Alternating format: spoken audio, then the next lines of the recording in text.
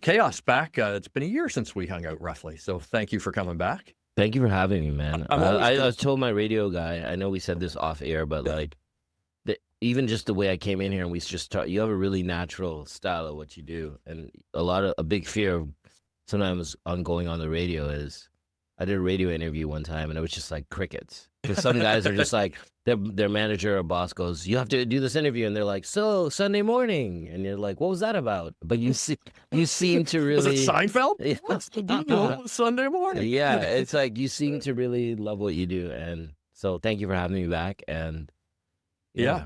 I know. Anytime, as I told you when you were here last time, door is always open for Chaos. And whenever you come, you have something cool going on. And it's also anniversary because last time it was a kind of we were talking 20th anniversary Joyful Rebellion. And this time you've got an anniversary edition of the Much Music Live album coming out. It's crazy because I was telling my dad that he's like, it's like you have kids now. He's like, what do you mean? It's always someone's birthday. It's like someone's birthday or someone. You know what? The crazy, most beautiful thing about making so many records in such a short span, because I started in 2002 with Exit, and I made a record almost every year till about 2009. I remember Sam Roberts said to me, he's like, dude, you're making a lot of records. He was worried for me. He was like, just chill. And I eventually listened to him, and that's why I haven't made a record in this long. But now when I listen back to it, there's a lot of material because you're really excited about just being in the music industry, just getting on the radio. These are first-time experiences. And now I listen back, I'm excited to celebrate these anniversaries because there's always a song or something that comes from it. On that record, it's like there's Say It Isn't So that I did with like Ben from Billy Talent. I haven't talked to that guy in like 2 years or 3 years, dude. but like I listened back and that was a peak friendship. And he's like, let's do this song. And then Emily Haynes from Metrics on there. There's like a Drake record on there. So every time the label's like, yo, it's the 15th of whatever, I'm like, oh, here we go. And then I literally sit in my living room with headphones and listen to the record. I'm like, this is actually pretty good. And so that to me is because we all know, and people out there will relate. You see a picture of yourself. Someone says, let me show you this picture of you from 2011. You're in cringe mode. And then if you look good, you're like, yo, I actually look really good in that thing.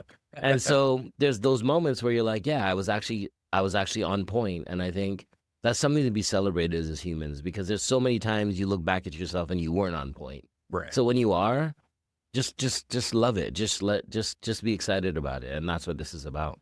Well, I always share that. One of the things my therapist always got me is like I would like set a goal, reach it, and then as soon as I hit it, I was on to the next one. Never took that moment to appreciate the accomplishment. Right. And you were working so hard and going so fast that maybe now it is a chance for you to kind of, in retrospect, appreciate those accomplishments. I'm gonna because I've researched this because I'm like low-key kind of a nerd as we were talking about before. The brain actually works in a way, and it's a human evolutionary process where as soon as you succeed at something, your brain reorganizes what it thinks success is. And that's given to us so that we don't rest on our laurels. So a lot of forward thinkers, and you're also in this industry and you've survived and you're still on the radio. So that means you're a survivor. You can't keep going unless the instant you hit that goal, your brain goes choo, choo, choo, choo. And it's like, okay, what's next? Right. And I think that's important. But if you can't celebrate the moment that you go, wow, okay, now I'm on to something else, then it all becomes a blur and then you don't enjoy anything. I think the enjoyment part is why you should stop and celebrate. You know, we've been hearing this for 50 years. Stop and smell the roses. Right. Was the term they used to use in the 70s and 80s. It's like, you can't just have an amazing garden and go, okay, now what next? You kind of have to take a step back and look at it. Not too long. I mean, and luckily that's what Instagram has, kind of commanded on us is that accomplishments last like 24 hours. Like even if I was to post tomorrow, it's the 20th anniversary of whatever record, in 24 hours, it's gone. You know what I mean? So you don't really have that much time to stop and smell the roses. So you might as well take that 24 hours and celebrate as much as possible. And so 100%. That's why when I've never played the Shore Club, I've always heard about it through like Adam Baldwin and Maddie Mays. They're like, it's a magical place. So when Andre, who's in the studio, what's up, Andre? He's opening for me tonight. Like hooked the show up. I was like, finally I get to play this place. So these are the things you got to stop and be like, this is awesome because you can come to Halifax, and because the music scene's so vibrant, there's other places to play just other than where I played last time. Sometimes you go to a city and there's just that one spot and you're back in the same dressing room you were a year ago. That's not going to be the case for me. So I'm excited. Yeah, and you bring up the Short Club show, which and you brought up that's a magical place. And I know you're buddies with Matty, and Matt's one of the most down to earth guys, Down to earth. like that I know. And he won't take credit for this, but he is the reason why that place is magical Is now. it? Is he? Honestly, like Yeah. it was him. He didn't doing say these- anything. He was like, "Yeah, you're gonna love it." Like he would never say that. He right? would never say it, but it was him starting this summer run that made the Shore Club this magic. It's been there forever, but Matt invoked something in it. And he's from here, so that's even more special. Yeah, He's from the and- hood, yeah. So talking to him about playing there, and he said it's magical. Did he give you any other advice of playing the Shore Club? Because it is a special place. Like when people say somebody's playing the Shore Club, it's like, oh, like, even if it's a band that we see all the time here, and it's like, oh, they're at the Shore Club. Oh, that means something. I mean, it was enough. Him was enough to say that like the owner was like, "Okay, how are we gonna promote this?" And I was like, "Usually I don't get involved in that," but I was like, because he said that, I'm like was involved. Like, what images are we gonna use? And like, it's just my ears just perked up more because as soon as he said that, I was more interested. I think for me, part of the danger sometimes when you play a lot of, because I've played over I don't know how many shows in the last year. You just a glaze comes over. It's like another show in another city. So the fact that he said that made me pay attention more. And then I woke up this morning and I had that thing, the butterfly. When you're like, I'm playing, and I'm like, I'm kind of scared. This is going to be a good show. And so for the people out there who might not know, sometimes the butterflies goes away. It's just like you're in love with this music thing, but you kind of got it locked. You're not scared anymore. It's like being married or something. And then one day I've been there, done that. I know what I'm doing. Yeah, then one day she doesn't quite do what you thought it would go down. You're like, I'm kind of scared. I might lose this thing. And so you kick it into another gear. And I feel like that's what's going to happen tonight. So hopefully everyone who can comes out. I think, are we going to give away some tickets? We or are not? going to give away some, Okay, 100%, yes. Because we want as many people as humanly possible, because Shore Club shows are supposed to be sweaty and dirty and fun. Those are kind of the three main things. So we need to make it sweaty and dirty. Let's go. You'll make it fun. We'll make it That's sweaty not hard and for dirty. Halifax people. It's not. Trust me. No, we excel at sweaty and dirty. Yeah. It's not something we should put on a But you road know- sign or anything. But, But here's that should be on the license plate.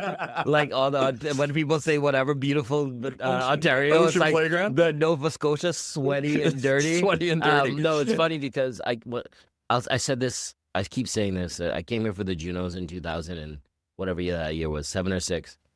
Put out Drove Rebellion. I did well, and then when the label's like, "Where do you want to make this next record?" and I was great friends with Maddie, great friends with Sloan. Buck 65 was a boy of mine.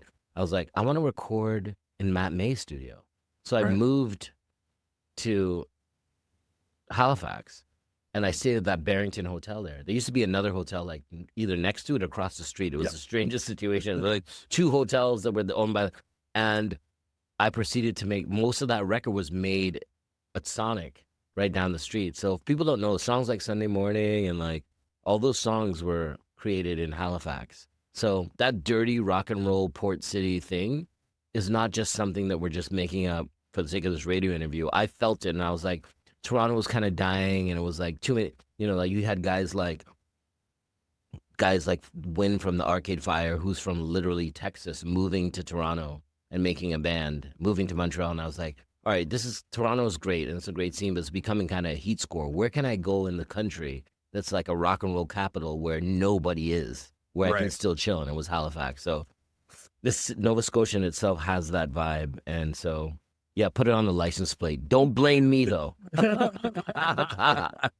I wanted to get to and listen. Anytime you want to come down here and do stuff, the door. You're honorary Nova Scotian at this point. Wow, thank you. But I wanted to get something. 2 things I saw that you put online that I wanted to delve into a little bit. You had a great quote on your socials from a little bit back where you have no genre, so when death comes, it finds no one to kill, and I loved that.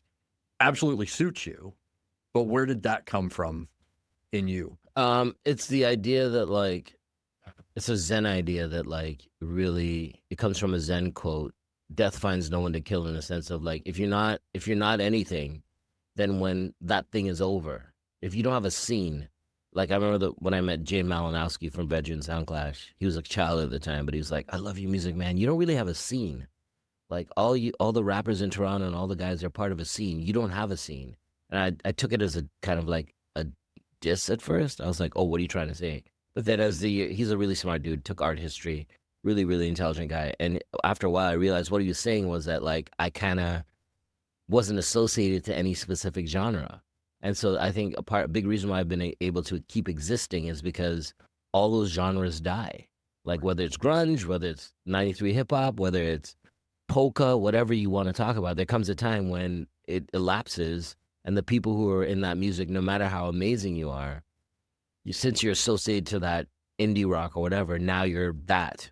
And Right. so when the death comes, it finds no one to kill means that you weren't associated to the scene in the first place. So when this thing dies, you've actually eclipsed dying with it. And so it is kind of like a hobo way to think, but I think the Zen masters, a lot of them were like hobos. A lot of the people that were revered were guys who just went on a walkabout and just keep it moving. So I see that myself musically, and I feel like that's very, very difficult to tell a rock and roll player because a lot of people aspire to be like their heroes. Mhm. And so but if you can get to the point where you're not really anything, I think the Beatles achieved that at their highest level. Like if you listen to Revolver or the music they were making, yeah, it was rock, but was it? You know what Right. I mean? Yeah, yeah, Like yeah. you listen to songs like Strawberry Fields Forever, it's like, okay, it's rock and roll, but is it?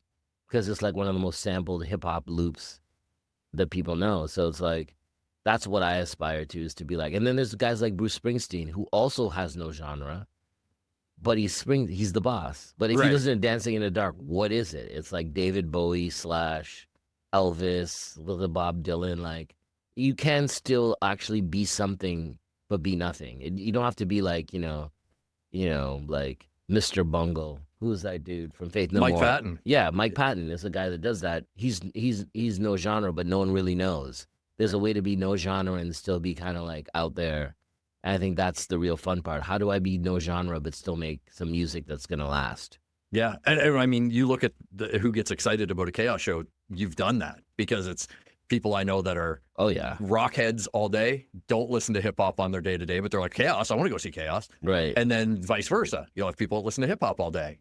I They did. don't listen to rock and they want to go see Chaos. So it's like, I think you've managed to walk in all the fields. I did a show at Sam Roberts. I did a show in Montreal, and Sam Roberts came. The show was at the Metropolitan, and he was backstage just hanging out. He was going to come out for a song, and before the show, I pulled the curtain back to see who was in the crowd, and he saw me doing that. He's like, "You do that too?"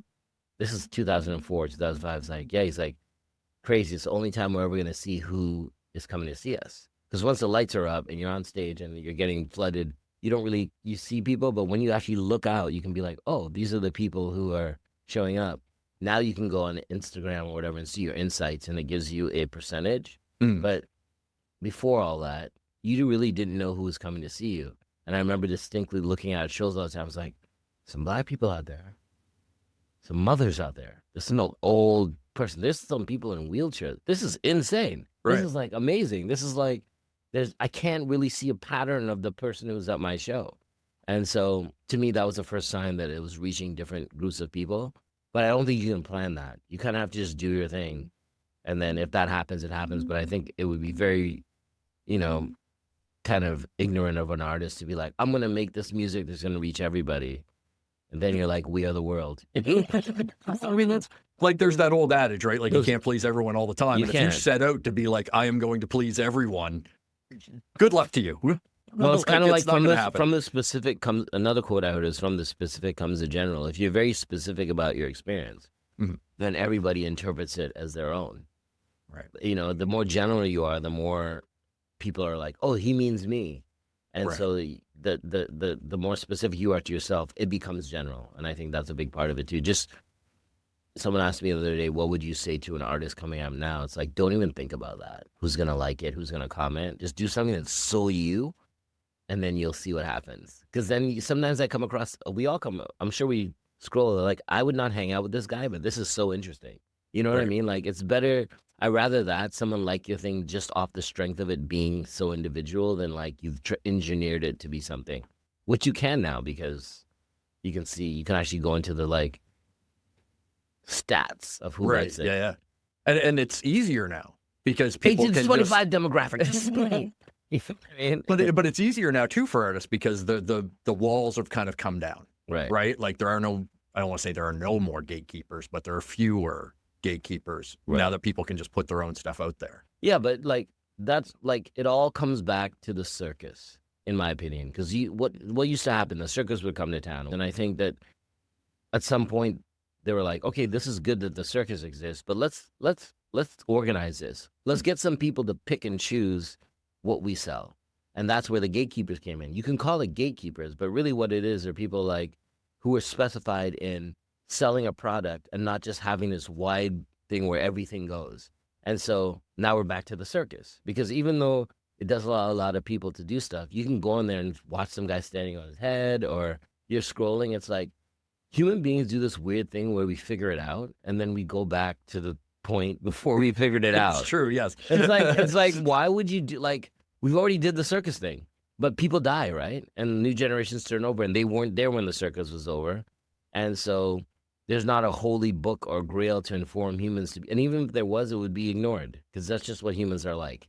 Even if there's a book to be like, don't do the circus thing again because that's how we got, whatever, people will just do it. So now I think we're back in the circus world where it's like, how many scrolls, what can I do for likes? Right. You know, and so that's the circus. Forget about the longevity of it. Like, what can I get for now? It doesn't matter. You're not a weird person. You're actually really you, but because it will get you likes, it's now. So I don't know, man. I just, a part of that, but that's part of getting old, is that you get to see that. Mm-hmm. You get to see how something was, I feel like the music industry at some point had this dynamic equilibrium where it was like, yeah, it sucked that some business dude was trying to make 20% off of something he didn't understand, but he didn't try to get involved. He was just some old suit that was like, this sounds pretty cool. I trust you. Sure, I'll give you $10 million. And if it paid off, it was just like him doing the stock market. He's like, oh, there's this band Nirvana, that I put $20 million in, and now they're number one. As opposed to some guys like more controlled. I just feel like there's an innocence to people just wanting to make money. There's such an innocence. Strangely enough, right? Like, I mean, once they make it, it might be fun and more nefarious, but there's an innocence to someone getting a stock tip and going and betting on it, not with any motive of being involved in it. You know what I mean? Like, you see a lot of the billionaires and the Elon Musks and all these dudes, they want to be cool. They want to be a part of it. It's like, that was never the thing. These guys are just supposed to bankroll and hide. And just be like, dudes sitting eating amazing steaks, being like, I just made $10 million off on some band I don't even know. Yeah. There's something cool about that, as opposed to like, I'm at the show in a leather jacket hanging out. Like, if you had $1 billion, why do you want to hang out with our musicians? Like, go and get on your private jet and go to your Bora Bora. Yeah. Sticking with the social thing, another thing that I saw that I kind of threw me for a loop, and so maybe you can help me with it. It was on X, and it was a clip of the Jays playing Crab Bucket on Canada Day. Yeah. But your tweet with it was what threw me for a loop, was a proof of relevance. And well, that was from all my hip-hop dudes. Okay, because I was like, he can't struggle with that. No, it's not that I think I'm relevant. I'm like, proof of relevance in the sense of there's a lot of bands out there. There's a lot of... I feel like Canada doesn't really celebrate its black music. And so for me, it was I should have said proof of black relevant. But that would have then it would have been like, it's a completely different tweet. Yeah, 100%. It's like, oh, you're saying that, like, so I just kept it proof of relevance because I knew people would think after I tweeted it, they're like, oh, is he insecure about that? But it's not of that. It's like I literally said proof of relevance. Like, I wasn't like, yeah, motherfucker, I'm on the J. Like, it was more proof of relevance, meaning like, you can make music from your bedroom in this country and it end up being on the, next to the national anthem. It was just that idea. And I think even though a lot of people my age might look at that as a weird thing, but for a young person, that's kind of a crazy thing. It's like, this dude's actually being played on the thing. So, and also, I also do believe sometimes you have to be a little nonsensical. Like, you have to kind of be like, look what I'm doing. You know what I mean? Yeah. And so it's that. So the proof of relevance is just like, I was kind of surprised because we also live in a weird reality where that was broadcast to so many people. Only one of my friends was like, yo, you're on the Jays games right now. Like, people won't tell you. Right. Like, and that's what people don't know. You got to navigate. Not everyone's going to be like, yo, dude, they're playing your song right after the national anthem. Is the Canada flag's coming out. So I was also just really like, why wouldn't people tell me that? So I kind of was like, proof of relevance. You know what I mean? Yeah. Canada's a really, really, really interesting place when it comes to ego. You're not supposed to have one. And so sometimes I think it's punk rock just to be like, yo, you know. Yeah. Also to proof of relevance, meaning that it was actually, okay, I got to be honest. It was actually this girl that I know that's in a band, and she thinks she's better than me. I was like, she thinks she's doper than me. I was like, they ain't playing your song at the Jays game. So there you go. I just got to come out the closet. Well, hey, listen. I know she follows me on Twitter, so I'm like, yo, proof of relevance. Because your song ain't be played at the Jays game. So what about that? How you like them apples? You went full Goodwill Hunting. Full good Willie. And you know what? I was like thinking why I'm making this excuse. I'm like, I'm just going to tell them the truth. Because obviously you're my radio host shrink. So I'm just going to come out the closet and say, yo, it was all about a girl. Full circle. Which all is about a girl. What, all about a girl. What, 95%? I'm going to post this part of the interview for her on X right after. Thanks for the setup, bro. You're on anytime. Hey. A story that I wanted to get to that somehow I missed the last time you were in. I was reading some stuff, and it was online, so it could be wrong. Correct me. Prince called you a coward? He did. So I was like, how did I miss this? No, Prince, his mother is a Jehovah's Witness, and I grew up with a Jehovah's Witness. Before his mother died, she made him promise that he would go back to those beliefs, which he did. Low-key, one of the reasons that Prince actually died was because he wouldn't take a hip replacement because Jehovah's Witnesses don't do blood transfusions. Oh. So he'd have to do a blood transfusion to do the hip replacement. So he ended up on opiates for the pain, and he OD'd on the opiates that he was taking, obviously, because he's Prince, and he's like, he grew up. So he invited me to, Nelly Furtado was friends with him, and she was like, hey, Prince wants you to come to the show. You want me to pass this message? So he invited me to a show, and then after you go backstage, and so his backstage after party isn't like any other. What he does is he rebroadcasts the show on a screen, so everyone in the band has to come and see what they just played. So he does that because he doesn't want the band members like whatever you do is going to be seen at this after party, so you better be good. Right. What you invite the girl you like, you invite your parents, like you're gonna be the whole show is gonna be on tape. And the after party, you're not going to elude what you just did. So he found it out. He told me that secretly. He's like, I do it because like I found out if there's no consequence, people just are like, I'm going to the after party, and that's what they live for. He's like, how about I make the after party a screen like release of the show? So I go there. That's playing on the screen. He comes up to me. He's in a red jumpsuit, sucking on a lollipop, literally. Like it's the most Prince thing ever. And so he's talking to me about like telling me his favorite songs, and he did his research. Like by the time he got to what he was talking about, I was like, this guy actually knows my music because his wife that he married was a Jehovah's Witness, and she was a fan. Okay, and that's how he found out with the music. So then he finally was like, why aren't you Jehovah's Witness anymore? I was like, oh, this is why I'm here. He's trying to like reel me in. And Larry Graham, who's his bass player, who is actually Drake's uncle. So Drake Graham. Larry Graham from Fly in the Family Stone is his uncle. Okay. And not a lot of people know that. Anyway, so he's Jehovah's Witness too. He's like, hey, brother, nice to meet you. What congregation are you from? I'm like, and I did the whole Illuminati thing. And then he was like, oh, really? And so we had a great conversation. And one of my friends, a female artist, well, I won't say who it is, called me like the next morning. She's like, you met Prince? I go, how do you know you called me? He was like, this dude's so smart, but he asked so many questions. I was kind of thrown off by it. Because I would just be like, I grew up as a Jehovah's Witness. You didn't. Right. He's like, that's true. I'm like, so it's kind of like being like a Nepo baby of religion. He was like, what do you mean by that? I'm like, because I grew up as it. So I didn't really get to like, you lived your life and then became one. I was just born into it, so I didn't really appreciate it.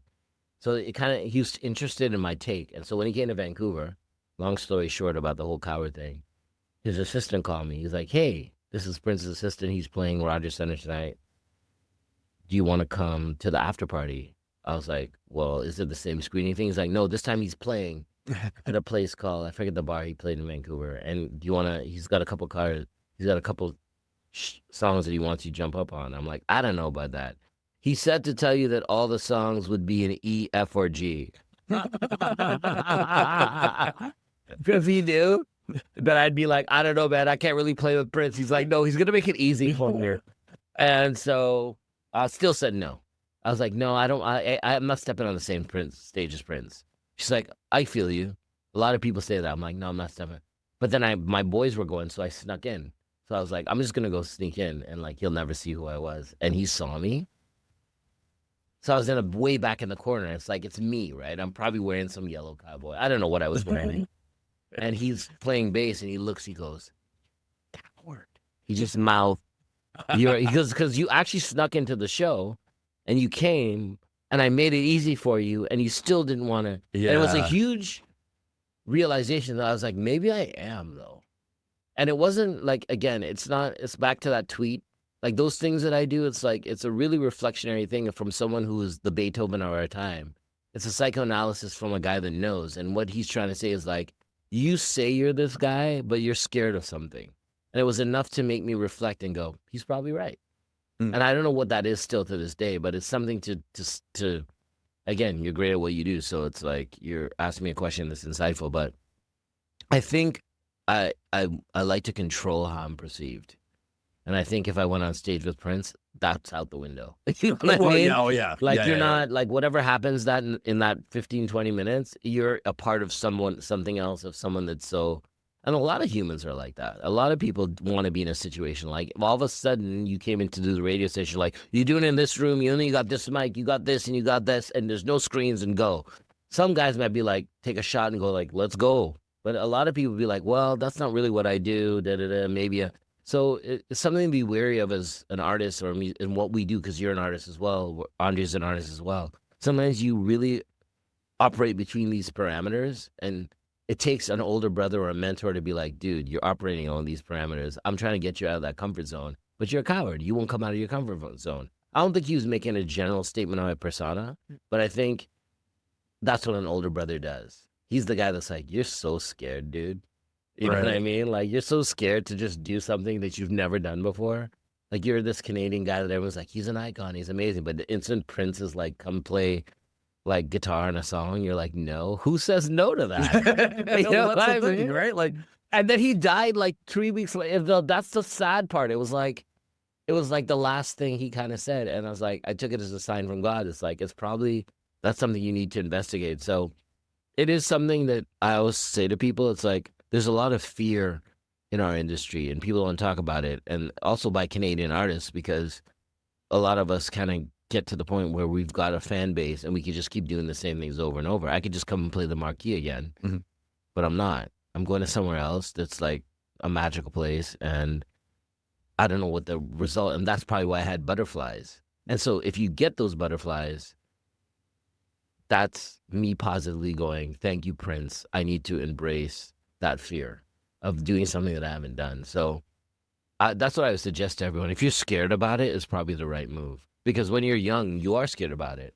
Probably your first radio gig, you're like, you knew you were good, but you're like, am I not gonna come on in this way? Yeah. And so if you don't keep repeating that in your career, then how do you keep doing something new? If every experience is always the same, always the same, always the same, how do you stay loving it? Because part of the love for it is thinking you can't do it. Strangely enough, right? And it's like for you, it's enough that the streaming, the fact you have to stay alive is probably your fear. You're like, I'm a radio face in the world of Spotify. Like, the fact that you're staying alive, that's probably what I'm talking about. It's part of it, but it's also like if I talk a little about something, but like if I was to go on stage, say I was going to bring you on stage, I love it. Love the stage, love being in front of the people, but every time I have the butterflies, because it's like, it's real. A little outside of the comfort zone. It's real. It's not recorded. Yeah. I can mess up. Let's go. Let's roll the dice. But those butterfly moments are the life. Like those. That's what keeps you going. You have to. You know. So it's like I'll embrace them as much as I'm like, shaking inside. You have to embrace them. You have to, or else you're just gonna keep doing things. And then you see it with a lot of artists. Like, and also in a lot of movies and movie stars, they keep doing the same things over and over. But what's really interesting is when they don't. And it takes a certain amount of confidence in your talent. Because a lot of that also is attributed to turning on your talent in the moment and your talent taking over. Right. And that's also fun too, as we all know, when you're like, I'm actually pretty good at this. You know what I mean? You're like, yo, let's go. Yeah. You get that kind of out of body feeling. Yeah, where yeah, you're like, yeah. hey, Something else took over. Yeah. It's kind of like if that something else takes over, then you know it's not just you, and you can kind of have a little faith in that thing. Yeah, 100%.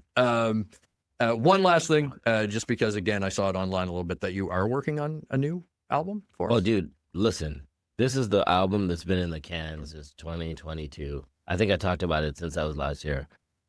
Drake executive produced it. It's 10 songs. The name of it is Everyone in Your Dream Is You. It's just like, who owns this material? Like, what's my record label have to say about it? It's just a lot of stuff that I don't want to get into as far as like the new economy and being signed to a label since 1998 is when I was signed. So they own all my material. So it's just like, we're constantly trying to figure out this new thing. And they're like, we'll give you this. And I'm like, that's not good enough. You know what I mean? Because when you're a young kid and you get signed, I was 26 when I got signed to EMI, which Universal bought. You're just happy to get signed. You're happy to have a record deal. There's so many people chomping at the bit to get one. And then you've had one. Now I'm whatever age, let's not say it. But it's like some time later, and it's like you're not stoked to have a record deal. And you might want to have family one day. And you have 8 and 9 nieces and nephews that are your legacy. And you... my family have a whole other business. We own a farm, and I'm part of it, and it needs money to keep rolling. And you're like, okay, this is my living. I can go back to university. Like I keep telling myself, I want to go to Harvard and study something. But chances are I'm probably not going to do that till another lifetime. So I keep trying to like stay firm to what I want from this label, but I'm also trying to do something that's never been done before. Because in this country, there's no real black artists that have lasted beyond, like, back to the thing of, death finds no one to kill. There's not many people who keep doing this. Like, I love all my peers. I think I'm not going to call names, but they're not really still part of the conversation and still doing stuff. So it's an interesting position to find myself in. And you just got to, like, stick to your guns and make sure that, because they're a corporation at the end of the day. Yeah. So I'll just say that it's like there's a lot of negotiation. You know what I mean? And so you have to just trust the process that even though you're taking long to do this, the music is in a can. No one's heard it. And here's the funny part. In having it since 2022, it's 2025 now. 2023 is when I finished it. I go back, I'm like, this is still good. That's a good thing. So the good part about it is as time elapses, you get to go, wow, this is going to last because it's still good. So that's the positive part about it, that if you have to everyone out there, if you have music that you haven't released and you're like struggling being like, oh, when am I going to release it? I need to put something out. The time that it takes to release that, if you can listen back to that music and it still hits you, that means it's good music. A lot of artists don't have that luxury because what happens is they just keep releasing. We live in that economy where it's like, you hear people online going, release a song every month, release a song every week, but then it just disappears. Right. Yeah. And that's part of the thing. It's like when that hard disk explodes, right? Like it will one day, when that's all gone, what's going to be left? It's like the Egyptians. How do you make the pyramids? We are in the same position now because all the music is in just a major hard drive. So if that hard drive is gone, where's all the music? If your stuff's not real, if you don't have a real CD, which I do have, that someone can be like, oh, let's find a piece of equipment that plays this. And maybe they might find someone that has a CD player. But all this stuff that we see that's zeros and ones, if that hard disk is gone, everybody's gone. Because no one's making CDs and vinyl anymore. No, exactly, yeah. So it's like people wonder how technology gets lost. This is exactly the reason. Because we come up with something that's digital, that's not analog, and everyone's like, this is great. And then time elapses and that thing disappears. That's part of the thing of not, so death finds no one to kill. It's like, now you're part of this thing where, so for me, that's a big part of it, is like making music that's going to last. And also making sure that the format that it's put on, because now that I've waited 3 years to put this record, I was like, the label's like, vinyl's awesome. Everyone's buying vinyl now. So sometimes if you wait a bit, the technology kind of comes back around as well. Yeah. So we'll wait. I'm going to cross fingers on negotiations because now I want to hear this thing. Yeah, let's go, Universal. I mean, They got invite a new me president. over, private listening party. Private. And again, thank you. Yo, thank you. Now I just feel like it's like I'm gonna call you. You're my official radio host, musical psychologist. I will Thank take. you. I'm getting many titles. I from was calling you Canadian... my psychologist. Okay, I'll take it.